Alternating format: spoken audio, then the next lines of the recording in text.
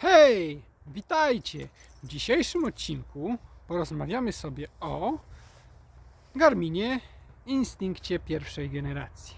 Aczkolwiek o tym zegarku już na kanale rozmawialiśmy trochę, chociaż dzisiejszy odcinek będzie w zupełnie innym sensie, a mianowicie w takim, że postaramy się odpowiedzieć sobie na pytanie, czy jest jeszcze sens w 2024 roku, kiedy mamy do dyspozycji Instincta 2, mamy do dyspozycji Instincta 2X, czy jest jeszcze sens interesować się Instinctem pierwszej generacji?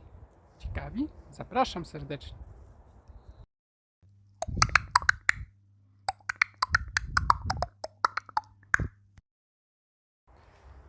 Garmin Instinct pierwszej generacji.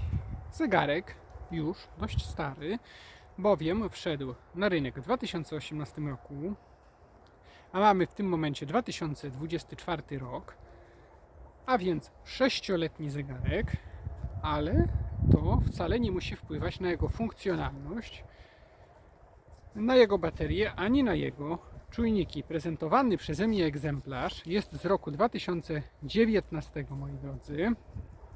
I właśnie został zakupiony jako nowy przez kolegę Bartka. Ten zegarek mam właśnie od kolegi Bartka, mojego widza i kumpla, także z grup zegarkowych.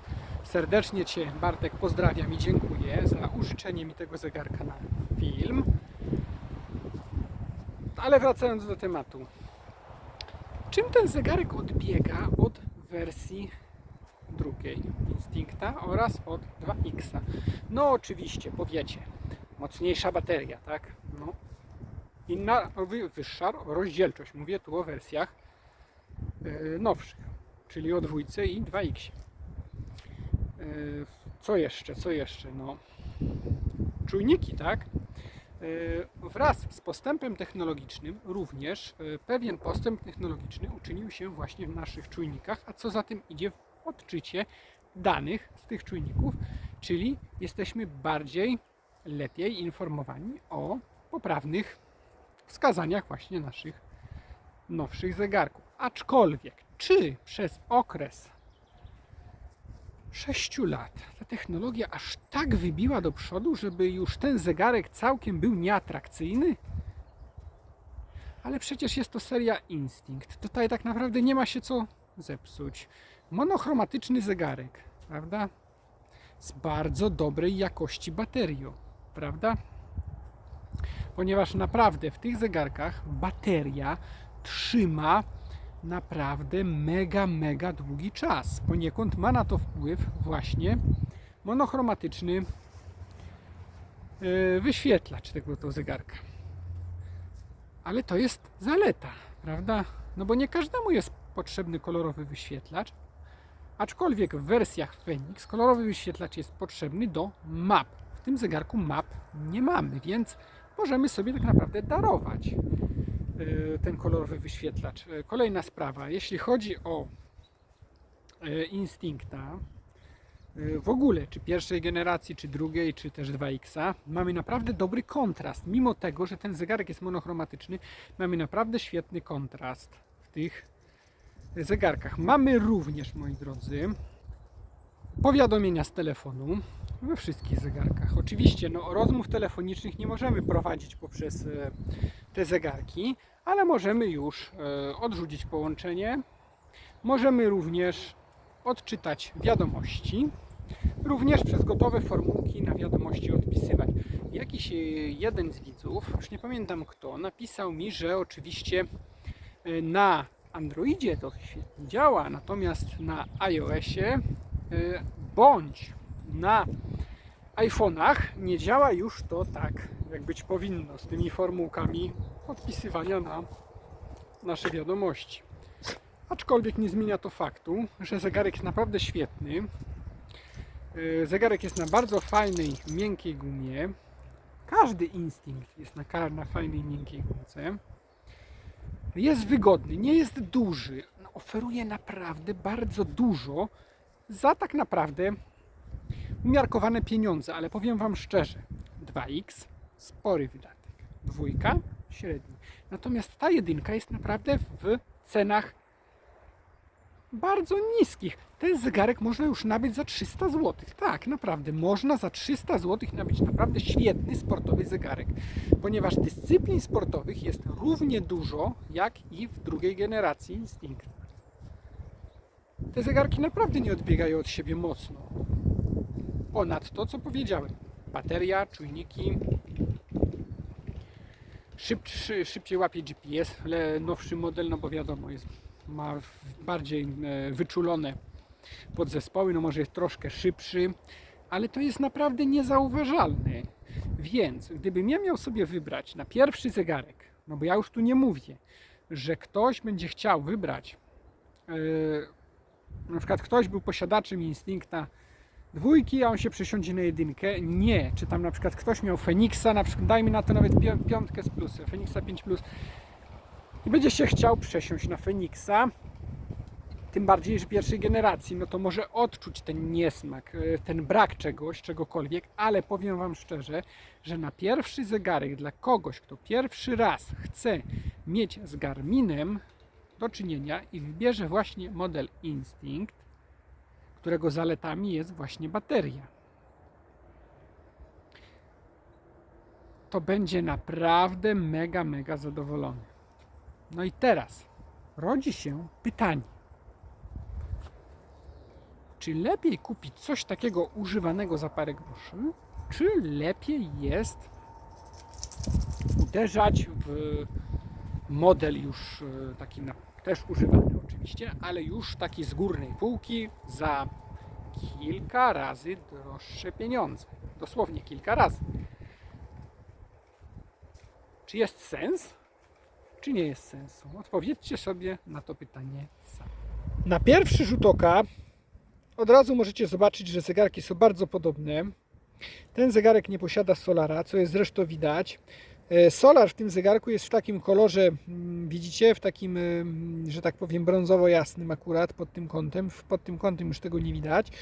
O tyle w tym zegarku już w ogóle tego nie widać, ponieważ on nie posiada solara, nie?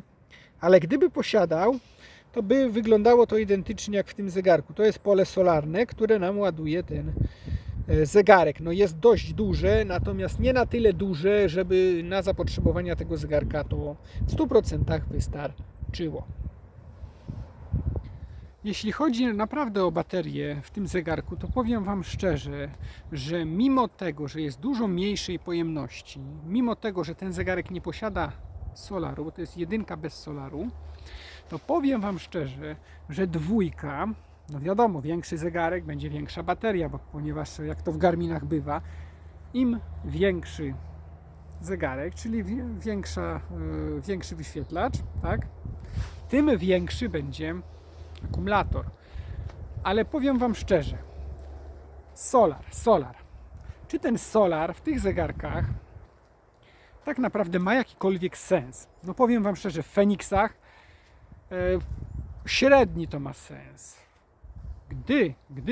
Gdyby był ten zegarek używany tylko i wyłącznie do powiadomień, do odczytu czasu, co oczywiście mija się z celem, ponieważ po co komu kupywać zegarek sportowy, zegarek full, taki z GPS-em na wyprawę, z sensorami, żeby tego nie używać, prawda? No to jest głupota moim zdaniem, więc jeśli będziemy używać tego GPS-a, i teraz pytanie, jak często, bo jeżeli będziemy używać tego GPS-a przez 2 godziny dziennie, to okej, to zegarek tego nie odczuje, ale gdyby zaszła taka potrzeba, na przykład używać tego GPS-a w tym zegarku, czy w tym, czy w innym Instinccie oczywiście, przez dłuższy okres czasu, to mogę Wam zaświadczyć, że bateria będzie szybko spadać.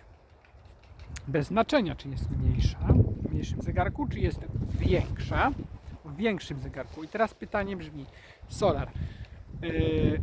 Żeby odpowiedzieć na pytanie solara, musimy sobie przede wszystkim odpowiedzieć na pytanie numer 1. W naszym kraju, ile my mamy tak naprawdę słońca, tak? Żyjemy w Polsce, tak? Ile my mamy tego słońca? Słońce mamy tak, no takie w ogóle intensywniejsze, no to powiedzmy sobie kwiecień, maj, czerwiec, lipiec, sierpień i wrzesień. W październiku nie mamy.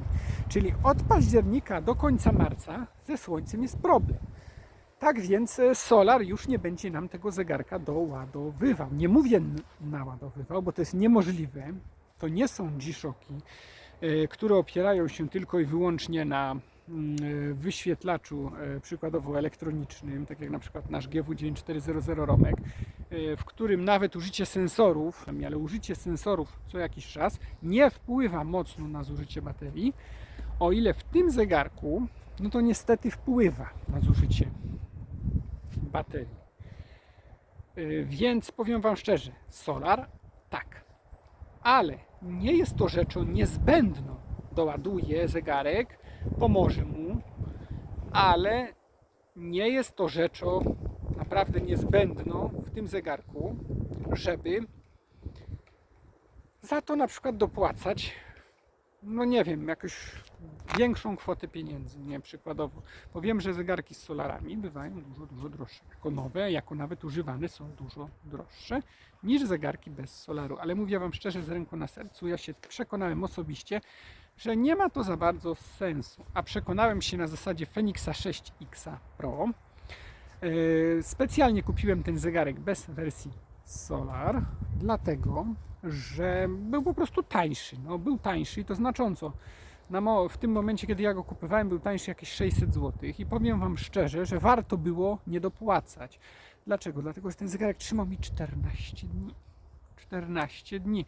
No oczywiście w trybie mieszanym. W trybie używania GPS-u, ale też nie używałem tego GPS-u ciągiem, tylko używałem tego GPS-u 2, góra 3 dni w tygodniu, po jakieś tam 2 godziny. Szczególnie, że to był okres zimowy, no to wiadomo też, tych sportów było mniej, prawda? To powiem Wam szczerze, że ten zegarek wytrzymywał mi też koło 12, 11-12 dni, więc powiem Wam szczerze, że mega, jeśli chodzi o baterię. Natomiast miałem Solar w jedynce, bo miałem Instincta jedynkę Solar Camo. No, nie będziemy porównywać tego do Fenixa, bo to jest w ogóle co innego, ale powiem Wam szczerze, że ta bateria bardzo dobrze się trzyma, bardzo dobra kondycja w ogóle w Instinctach. I ten GPS nie wpływał. No wiadomo, no, bateria schodzi, GPS jest używany, bateria spada, ale nie jest to aż tak znacząco odczuwalne. W Garminie Instinctie bateria powinna wytrzymać bez ładowania w trybie mieszanym około 2 miesięcy. Oczywiście jest to zależne od kondycji zegarka, od wieku zegarka, co jest oczywiście wiadome, i od tego, czy używamy dużo tego GPS-a, czy też tego GPS-a nie używamy dużo. No bo w trybie zwykłych powiadomień, w trybie sprawdzenia godziny, no to wiemy już, że bateria naprawdę może wytrzymać te 2 miesiące. Oczywiście, jeśli bateria jest w dobrej kondycji. A Solar, owszem, miałem go w lecie, na słońcu. To był taki jakby test. Może ja jeszcze dla Was przeprowadzę taki test z Fenixem oraz z Instinctem 2. Położę je na słońce, Wam pokażę, jak to się ładuje. To powiem Wam szczerze, jak to wyglądało. Akurat Fenixa nie miałem solarnego, ale Instincta solarnego 2X i powiem Wam, że on się ładował. Trwało to dobre 8 godzin. No już nie będę mówił, że cały dzień, no bo to jest niemożliwe, no, żeby cały dzień. Tak położyłem go rano i wieczorem tak mniej więcej po 8, no mniej więcej. Załóżmy, że to jest 8 godzin, już nie jestem w stanie sobie przypomnieć. No jakieś 2% baterii. No oczywiście na wyświetlaczu wpadło mi w nieskończoność, no bo zegarek był tak jakby doładowany do końca. Ale po jednym dniu położenia tego zegarka na półeczkę bateria już przywróciła się do normalności. Ta nieskończoność zeszła z tego zegarka i realne było to 2% mocy. I teraz pytanie brzmi, ile te 2% mocy to jest tak naprawdę mocy w tym zegarku? A powiem Wam szczerze, na dzień korzystania normalnego z trybu, która godzina, czy powiadomienia, to może wystarczyć. Może wystarczyć. Jeśli nie będziemy się bawić z sensorami oczywiście. O tyle, jeśli włączymy GPS oraz jakąś aplikację sportową, to powiem Wam szczerze, że po godzinie już tych 2% nie będzie. Także wnioski możecie sobie sami wysnuć, czy jest sens solaru w zegarku Instinctie, jeśli żyjemy w takim kraju, w którym słońce jest tylko głównie latem. Trochę wiosną, troszkę jesienią. Czy jest w ogóle sens?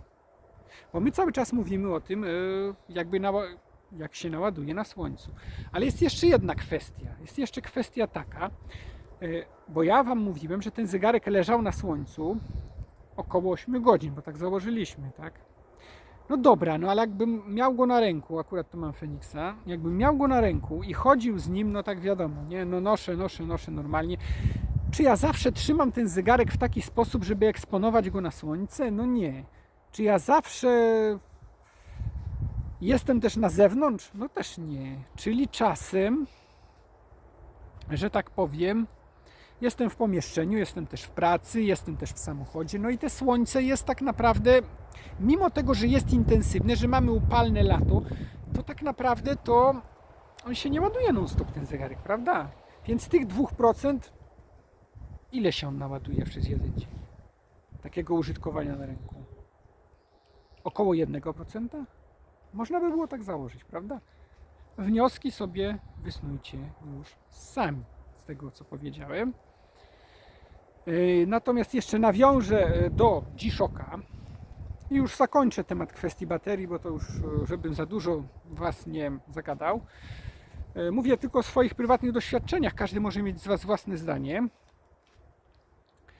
Kwestia G-Shocka jest taka, że mam to gdzieś, czy zegarek jest eksponowany na słońce przy normalnym noszeniu, czy nie jest eksponowany. Po prostu noszę go i noszę. Zawsze tego słońca tam dostanie. W porównaniu z tym do G-Shocka, no G-Shock wystarczy, że dostanie ten 1% na dobę i to wystarczy na działanie tego zegarka przez kolejne kilka dni. No i teraz tak. Ja swojego G-Shocka, czy nawet 2 G-Shocki, o ile ich posiadam oczywiście, położę w skrzyneczce na tak zwanym balkonie w sobotę czy tam w niedzielę. No i one się naświetlają przez jakieś 8 godzin. No tak ogólnie, załóżmy to przy ładnej pogodzie, no bo nie zawsze mamy ładną pogodę i intensywnym słońcu. I to, moi drodzy, wystarczy na około miesiąc czasu pracy tych zegarków. Ale zwróćcie też uwagę, że to nie są zegarki, przy których intensywnie katujemy GPS. Ale nie z funkcjami sportowymi. No, to też nie mówię tu, broń Boże, o GBDH, o nowym Rangemanie, czy po prostu o GBD, tych modelach z powiadomieniami. Ja mówię o normalnych G-Shockach na zasilanie solarne typu Rangeman, typu GWG-1000, typu King na przykład. No, żebyście już wiedzieli, o co chodzi. Także tamte zegarki jest sens, żeby miały ten solar i to naprawdę pomaga, ponieważ ten akumulator około 10, minimum 10 w porywach do 15 lat wytrzymuje. Natomiast w tych zegarkach, o ile sam akumulator wytrzyma naprawdę długo, no aż tyle lat to raczej nie wytrzyma, ale wytrzyma naprawdę długo, to jaki jest sens solaru w tych zegarkach? No odpowiedzcie sobie na te pytanie również sami. I jeszcze jaki jest ten solar w tych zegarkach duży, że tak powiem, po prostu ten panel solarny. W tym zegarku, no panel solarny, to jest zegarek bez solara na przykład, ale już Wam tak mówię orientacyjnie. Jest to O-ring, jest tutaj też kilka elementów przy tym kółeczku. Po prostu jest taki kwadracik wydzielony na dane, a reszta to jest panel solarny. W Feniksie wygląda to jeszcze gorzej, ponieważ mamy tylko cienki, a tak w zasadzie na jakieś 4 mm ring w koło zegarka, który ma już zaspokoić oczekiwania baterii na panel solarny. Natomiast w G-Shockach, jeśli chodzi o zegarki elektroniczne, również mamy wydzielone panele. One są również małe, ale tak jak już powiedziałem, są wystarczające. Natomiast w G-Shockach typu wskazówkowy GWG 1000 czy GWN, Q1000 czy GWN 1000, to mamy już ten panel solarny ukryty pod wskazówkami w całej tarczy zegarka, pod spodem. A więc ta wydajność jest na pewno zdecydowanie większa, ponieważ im większy panel solarny, tym większa będzie ładowanie, tak? I większa wydajność, prawda? Tak więc wnioski należą do Was i koniec tematu na temat baterii i solaru, bo Was zagadam na śmierć. No, widać już to różnicę w wielkości tych zegarków. Tak jak już powiedziałem, to nie są te same zegarki. Ten zegarek posiada latarkę. Nawet Fenix 7 generacji już posiada latarkę. Także już producent poszedł, jak to mówią, o pewne nowości do przodu. Ale to latarka nie jest akurat najważniejsza w tym, bo też rzadko kto z niej korzysta. Jeśli nawet korzysta, to znacząco obciąża akumulator zegarka. To chcę Wam powiedzieć, że jedynka jest po prostu wygodniejsza, bo jest mniejsza, nie? Również tyczy się to zwykłej dwójki. Ale zwróćcie uwagę na sensory. Tutaj mamy już sensory w ogóle innego kształtu. Nie wiem, czy to będzie tak dokładnie widać, ale widzicie kształt tych sensorów? Jest inny. I w tym mamy takie 3 i ten, a w tym mamy w ogóle inaczej. Też nie patrzcie, bo tu mam akurat zaślepkę na port ładowania, czyli tu mamy port ładowania z boku, a tu mamy port ładowania, że tak powiem, na dole, nie? Też sam układ czujników. Wiele osób narzekało na te czujniki w Instinctie jedynkach, że źle pokazują, że coś tam, no, jak to mówią, są mniej czułe i tak dalej, i tak dalej. Dlaczego? Dlatego, że były w złym miejscu, ponieważ tu mamy nadgarstek, to nadgarstek nam te czujniki znacząco przykrywał, tak? Widzicie tę dziurkę i tę drugą dziurkę? Już wyostrzę. O, widzicie? Tutaj te czujniczki. Natomiast w drugiej generacji 2X mamy już te czujniki pomiędzy klawiszami. Widzicie? Teraz, żeby było to lepiej widać.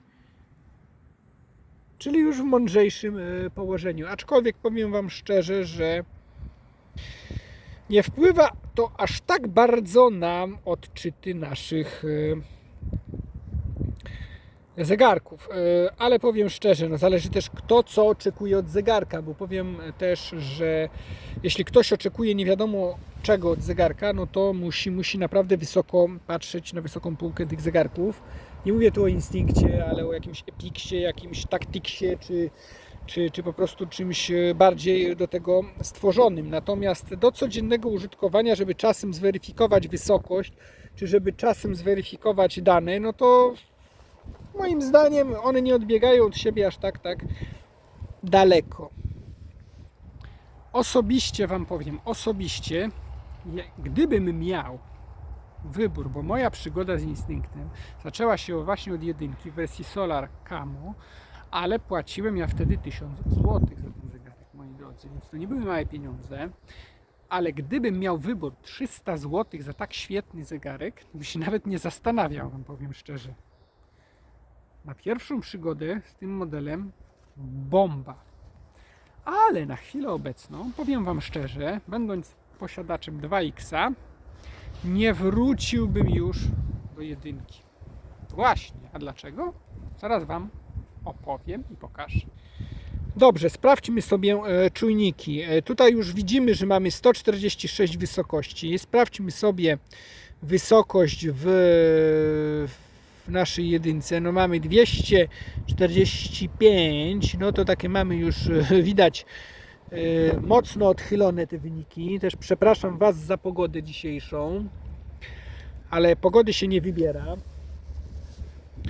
Ale dobra, skonfigurujemy to tak oczywiście jednakowo, działa w obu zegarkach ta konfiguracja. Mamy opcję wysokościomierza, kalibruj przez cyfrowe mapy wysokości. Z racji tego, że oba te zegarki Instincta, jak również model numer 2, musi być, łapie teraz GPS-a, musi być po prostu połączony przez Bluetooth z telefonem, no bo niestety tych CMW, cyfrowych map wysokości, w inny sposób nam nie poda, z tego oto względu,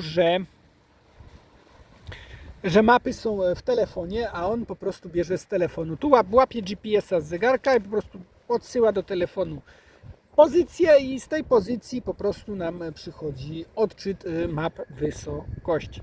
I teraz tak, samo łapanie wysokości. Mamy tutaj 147. Dobra, zapiszemy sobie to. Kalibracja zakończona. I teraz, tak jak widzieliście przed chwilą, samo łapanie GPS-a. Ile to trwało? No, musielibyśmy to zmierzyć, prawda? To też weźcie pod uwagę, że było to pierwsze łapanie GPS-a. Drugie będzie już lekko szybsze. O tyle zwróćcie uwagę, jakie będzie łapanie GPS-a w tym oto zegarku. Znaczy chodzi tu o czas łapania GPS-a. Tu mamy 146, widzicie? Tu mamy 147 po kalibracji, a tu mamy 146 z czujnika. Tak więc jednak ta technologia do przodu ma jakiś sens, że tak powiem. Nie jest to po prostu powielanie tego samego modułu w nowszych, jak to mówię, ciuchach, w nowszym designie, tylko jednak to jest coś zmieniane na plus. I teraz tak samo tu wchodzimy w opcję wysokościomierz, kalibruj przez cyfrowe mapy. I zwróćcie uwagę teraz, w jakiej szybkości on złapie GPS. Czekamy.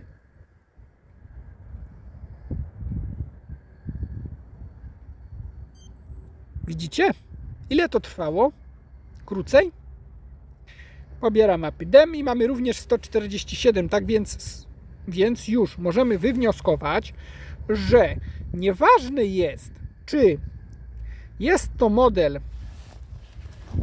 pierwszej generacji, czy model drugiej generacji, to już tej najnowszej z ubiegłego roku, to mapy CMW działają w identyczny sposób i identycznie nam pokazują. Więc możemy się na tym opierać zarówno w tanim zegarku używanym, jak i w sporo droższym, również jako używanym zegarku, ponieważ ja już go używam, więc jest już używanym zegarkiem. Gdybym chciał sprzedać, byłby sprzedawany jako używany.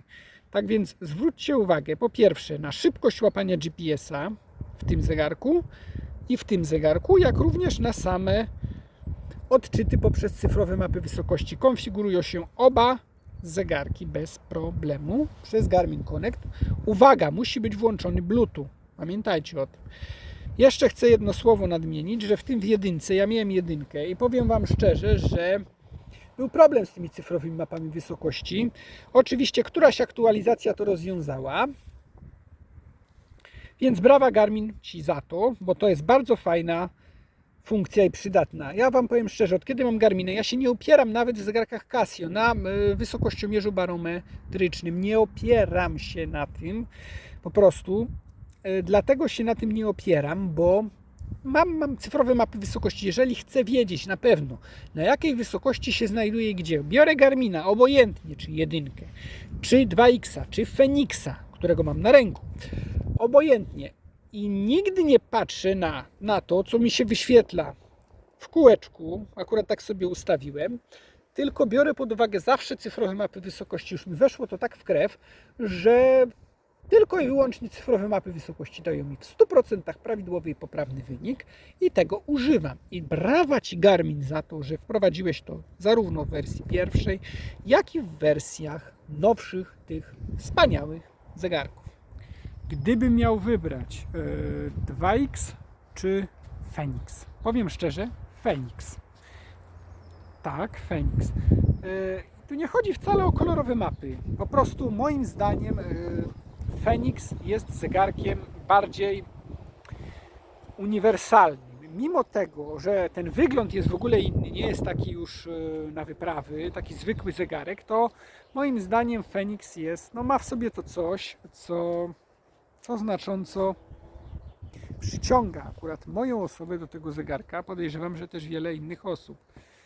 Sama wymiana pasków jest prostsza. No tu też nie jest to trudne, ale już to nie jest, to już tak nie wygląda do końca jak właśnie w Feniksie. Ale gdybym miał wybierać między 1 a 2X, to bym wybrał, powiem Wam szczerze, 2X. Ale gdybym miał wybrać między 1 a 2, a cena 1 byłaby naprawdę niewielka, wybrałbym 1. Dlaczego? Ponieważ te zegarki są prawie identyczne i nie oferują naprawdę dużo między sobą. Właśnie, co Garmin Instinct 2 oferuje, a 1 nie? No płatności, moi drodzy, płatności zegarkiem. Ale czy my wszyscy płacimy zegarkiem? No chyba nie. Kto lubi płacić zegarkiem? No dobra, okej. Nie mówię, że nie. To jest fajne i wygodne. Ale jeśli ktoś zamierza nie płacić, no to po co? Druga sprawa. W 2 mamy tarcze ze sklepu Garmina, tak? Też sporo bezpłatnych, tak? Tutaj nie. Tutaj mamy już wbudowane tarcze, nie możemy tych tarcz zmienić, tak? No ale jeśli komuś nie przeszkadza to, żeby dogrywać tarcze, tylko mieć po prostu standardowe tarcze, a też jest ich sporo, to powiem szczerze, to też nie jest aż taki argument, za którym trzeba byłoby sporo przypłacać, prawda? Ja tutaj cały czas mówię nie o zegarkach 1 i 2 nowej, ale 1 i 2 używanej. Też zwróćcie na to uwagę. Mówię tu o używanych instynktach. I mówię tu o instynkcie 1 za parę groszy i o instynkcie 2 za dość większe pieniądze niż 1. No bo nie ukrywajmy, że 2 jeszcze jest w większej cenie, tak? No dobrze, moi drodzy, może kompasy, co? Tak dla porównania. Jeszcze zanim przejdziemy do kompasów, pokażę Wam, bo tu już mam akurat kompas uruchomiony, ale pokażę Wam w ogóle same menu. Jeśli chodzi o zegarek ten i ten, no to mamy tutaj większą ilość po prostu tych informacji, ale uchodzi to za to, że jest po prostu większy, więc można było wepchać więcej, tak?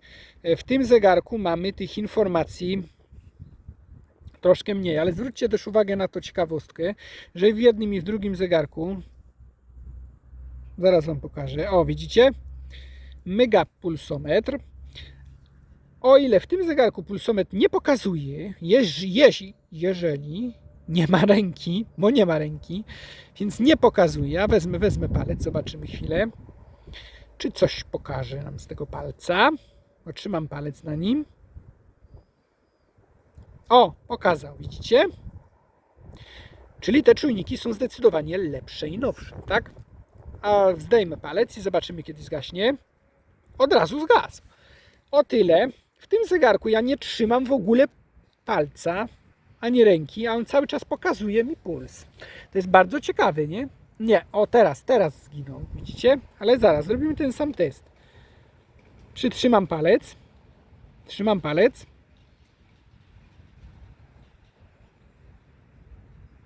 Nic nie pokazuje. A trzymam palec. Na tym też trzymam palec. Więc pokazuje. A ten nadal nie pokazuje. A w ogóle się świeci? Świeci się. Trzymam ten palec dalej. Puszczam palec w 2. A w tym cały czas trzymam. Nie pokazuje. Nie pokazuje nadal nic. Więc coś, moi drodzy, z tymi czujnikami to rzeczywiście, a jeszcze wezmę ten palec, tylko będzie mi ciężko. Przytrzymam po prostu dłużej, może tak. Nie, no nadal nic nie pokazuje. No dobra, pokuszę się i założę go na rękę specjalnie dla Was, bo to już bardzo jest też ciekawe.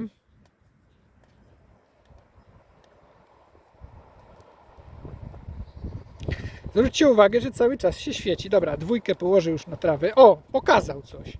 Ale dobra, ale teraz nie ma, kiedy zgaśnie, no. Nie ma ręki. Czekamy, co? Zgasł, dobra. Przyłożę na rękę. Kiedy się zaświeci nasze serducho?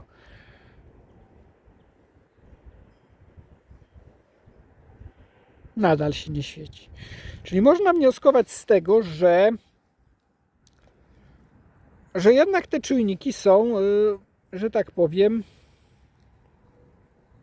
aż dam go wyżej, żeby nie było, że jednak te czujniki są zdecydowanie słabsze, mają pewne opóźnienia, ale też bym nie mierzył tego taką miarką, że te czujniki nie pokazują w ogóle, bo pokazują i to dość dobrze pokazują oczywiście.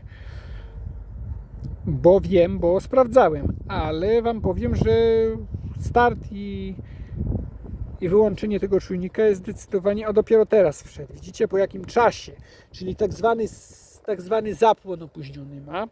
Ale teraz też taka ciekawostka, dobra, pokazuje 80, tak? Ja mam Feniksa na ręku, pokazuje mi 81. Zwróćcie uwagę, nie wiem czy to się w kadrze 81, 80, 79, 88, 81, 82, 80. Czyli widzicie, czyli porównywalnie pokazuje dobrze.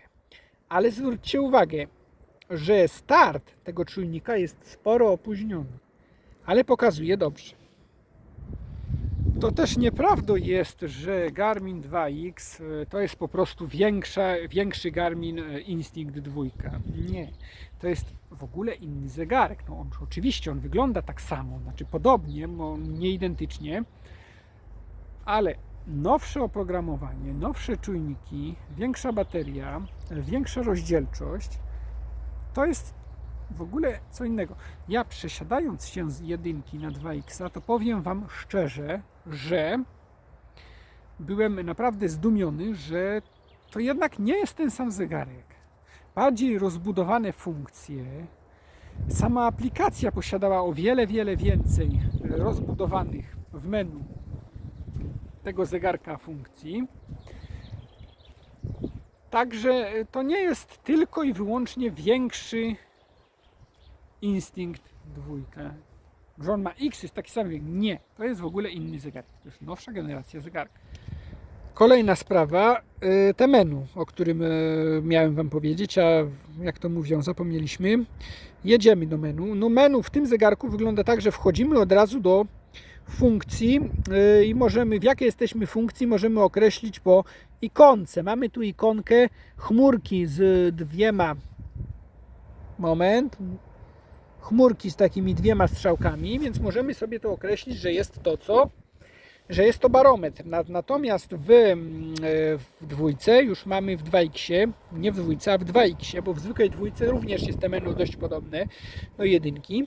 Mamy tutaj już nazwy, na przykład zachód, kompas, zobaczcie, wysokościomierz, barometr, tętno, i tak dalej.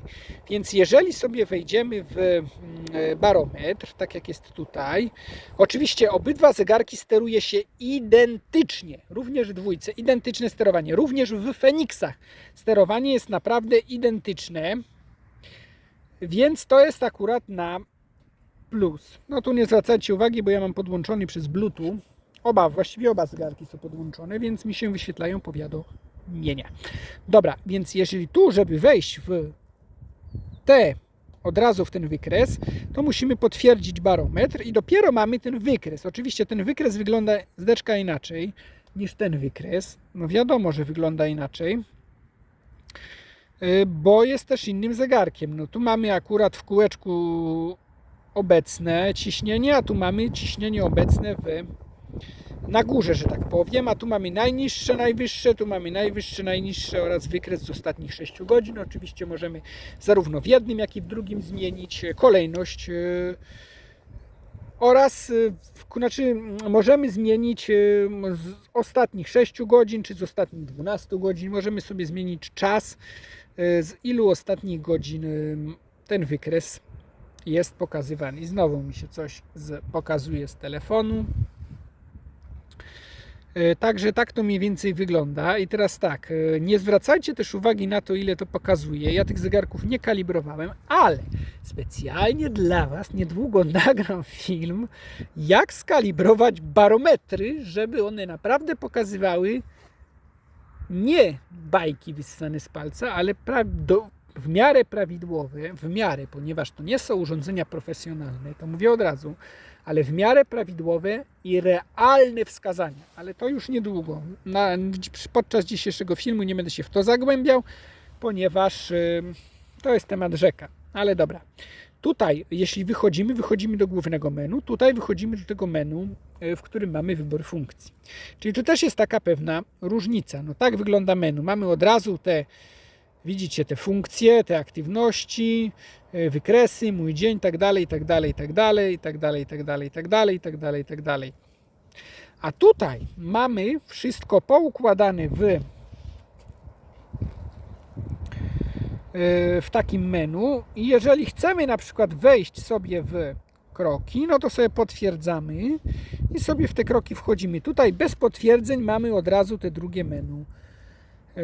Czyli tak jakby prościej, inaczej. W tym zegarku jest to zaczerpnięte z Fenixa, z wersji Fenix, w której właśnie te menu wygląda identycznie, tylko że jest to wersja w kolorze, że tak powiem. Zobaczcie, jaki ten czujnik jest czuły. On mi bije z palców, już z palców mi tętno zlicza. Także moim zdaniem jest to fajne. No ale też zwróćmy uwagę, mamy tu 147, nie ruszamy się z tego miejsca, prawda? Stoimy dalej w tym samym miejscu, a w tym zegarku mamy już 148. Zwróciliście na to uwagę? Czyli jednak te czujniki to mają znaczenie w tych zegarkach, że tak Wam powiem. Oczywiście ponownie byśmy musieli to wrócić do ustawienia przez CMW, no i wtedy by to się nam skalibrowało, ale poniekąd może nas to lekko wprowadzać w błąd, ale też weźcie pod uwagę, że nie są to urządzenia profesjonalne. Co do wersji zegarków Garmina Instincta, była masa, naprawdę masa kolorów. Ja pokazywałem w którymś filmie o Instinctie 1, ile jest tak naprawdę tych wersji, ile jest tak naprawdę tych kolorów. Ja już teraz nie chcę tego powielać wszystkiego, możecie sobie odnaleźć ten film i zobaczyć. Porozmawiajmy o Garmin Instinct pierwszej generacji. Ale powiem Wam szczerze, kolory jasne, oczywiście brudzą się, tak. W przypadku zegarka sportowego, no to wiadomo, pot. W przypadku też zegarka na wyprawę, jakim jest również Instinct, no to wiadomo, możemy gdzieś przytknąć, coś dotknąć. Dlatego zawsze prawie każdy z Was, z tego co się orientuje, wybierał kolory ciemny grafit. Ewentualnie w ogóle w całą gamę ciemnych kolorów. Aczkolwiek powiedzcie szczerze, czy czerwony nie jest brzydki? No moim zdaniem jest też fajny. Dla kogoś, kto się chce wyróżnić, nie ma tutaj moim zdaniem problemu. Też jest ładny. Oczywiście przysłowie się sprawdza. Kto dba, to piękny zegarek ma. Dobrze, moi drodzy, kompasy, że tak powiem, wyglądają dość podobnie. I oczywiście również mają pewne odchylenia. Któremu wierzyć? Powiem Wam szczerze, oba pokazują w miarę poprawnie, ale jednak są pewne odchylenia. Żeby te odchylenia zniwelować, postaram się oba te zegarki skalibrować. Kalibruje się je w identyczny sposób. Opcję kompas, kalibruj, start i musimy robić takie ósemki. Ale muszę to zrobić poza kamerą. I już jest skalibrowane. Trwało to dosłownie 2 sekundy. Potwierdzamy OK. Wychodzimy do kompasu z powrotem. I jakie mamy wskazania? Również inne. Dobra, skalibrujemy teraz ten zegarek. W tym zegarku jest troszkę bardziej skomplikowany, ponieważ musimy sobie wejść w ustawienia. Nie mamy od razu kalibruj kompas, ale musimy sobie wejść w czujniki i akcesoria. Nie wiem, czy to jest, żebym tej ostrości Wam nie gubił, bo ja też nie patrzę się w kamerę, a mówię i pokazuję. I mamy kompas. Wchodzimy w kalibrację tego kompasu. Start. I również musimy robić te same ósemeczki. Robimy te ósemeczki. Robimy je. O, kliknęło. Czyli było to moim zdaniem jakieś 2 sekundy dłużej. Wychodzimy z tego. No i mamy coś takiego. I teraz tak. Nadal mamy inaczej. nadal nie pokrywają się identycznie, mimo kalibracji. Też nie zwracajcie uwagi, bo ja tu linii energetycznych nie mam, że tak Wam powiem. Niebo jest czyste, no może jakiś tam kabelek idzie, no ale bez przesady, żeby jakieś pole, nie wiadomo jakie pole było od kabelka, który jest niewielki.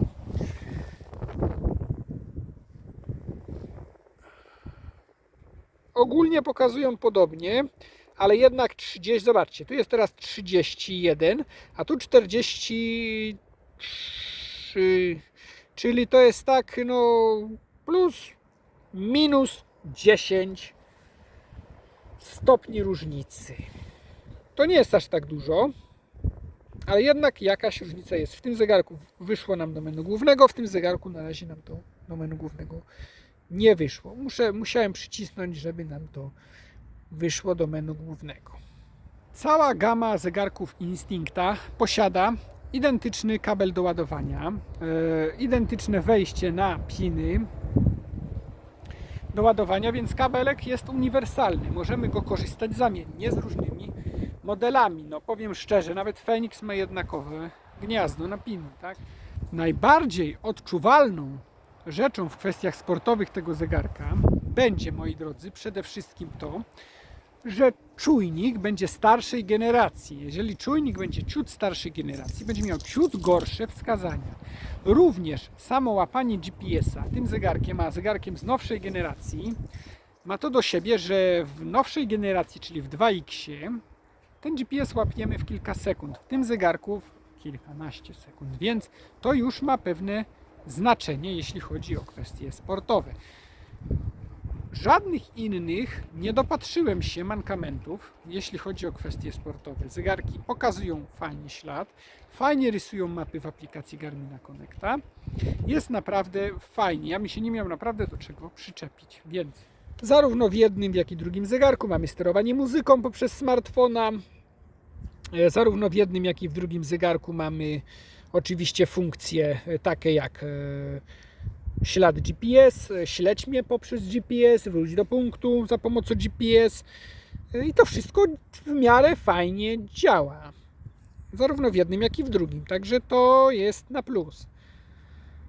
Powiem Wam szczerze, zarówno jeden, jak i drugi synchronizuje czas poprzez Bluetooth z naszym telefonem, jak również możemy synchronizować czas poprzez GPS, które te oba te zegarki posiadają. Także to jest też na wielki, wielki plus. Baterie są zarówno w jednym, jak i drugim naprawdę, jak na takie zegarki, dość mocne i fajne.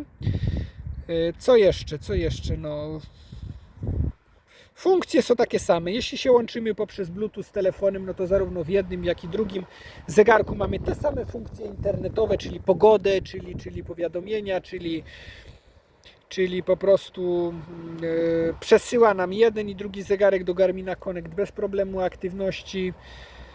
Jak na pierwszy zegarek za niewielkie pieniądze sportowe, ja bym naprawdę swoją przygodę zaczął od tego zegarka. Powiem szczerze, naprawdę, bo niewielkie pieniądze, a możemy być naprawdę szczęśliwi i mieć super zegarek sportowy, który się do zwykłych smart zabawek nie umywa, że tak powiem. I możemy zapomnieć o ładowaniu tego zegarka codziennie. To też jest duży, duży plus. Natomiast jeśli ktoś wymaga super wyników, no to musimy padać w nowe. Ale powiem Wam szczerze, jak wyjdzie Garmin Trójka, Instinct 3, też w X przykładowo, w większym rozmiarze, to na pewno te czujniki będą jeszcze szybsze, jeszcze lepsze, jeszcze będzie wszystko bardziej, że tak powiem, prawdziwe i prawidłowe miało wskazania. Więc no, technologii nie zatrzymamy, ale jeśli ktoś chce spróbować, moim zdaniem warto. Po co płacić 1500, jak możemy mieć za kilka stówek identyczny zegarek, no prawie identyczny, z naprawdę dobrymi wskazaniami, prawda? Nie mówię, że idealnymi, ale naprawdę dobrymi. Możemy się nim nacieszyć przez jakiś tam czas, potem go sprzedać dalej i wtedy sobie coś z wyższej półki, prawda? No ale to już mówię. Każdy ma swoją decyzję, każdy Każdy decyduje sam, ja tylko opowiadam, jak to mniej więcej wygląda. Na dzisiaj to już będzie wszystko. Chciałem jeszcze raz serdecznie podziękować mojemu kumplowi Bartkowi za udostępnienie tego zegarka na fajny film. Bartek, dziękuję Ci serdecznie. Jesteś naprawdę fajnym kumplem, a ja doceniam fajnych ludzi i w ogóle cieszę się, bo powiem tak,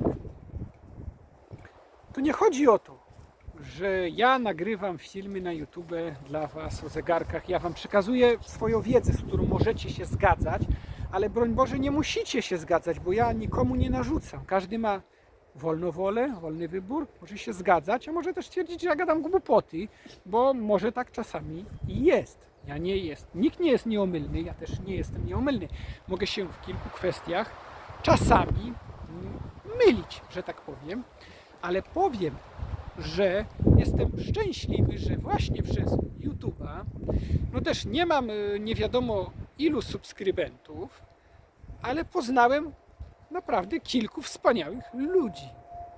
Cieszę się z tego. Naprawdę warto było dla Was nagrywać te filmy, bo poznałem kilku wspaniałych przyjaciół. Tak, można to tak powiedzieć, ponieważ czasem się spotkamy, pogadamy, wymienimy poglądy. Jest naprawdę fajnie. Dziękuję. Dziękuję serdecznie, powiem szczerze, bo miłośnicy zegarków są wśród nas wszędzie. Nie tylko tu chodzi o G-Shocka czy o Garmina, ale również o inne modele.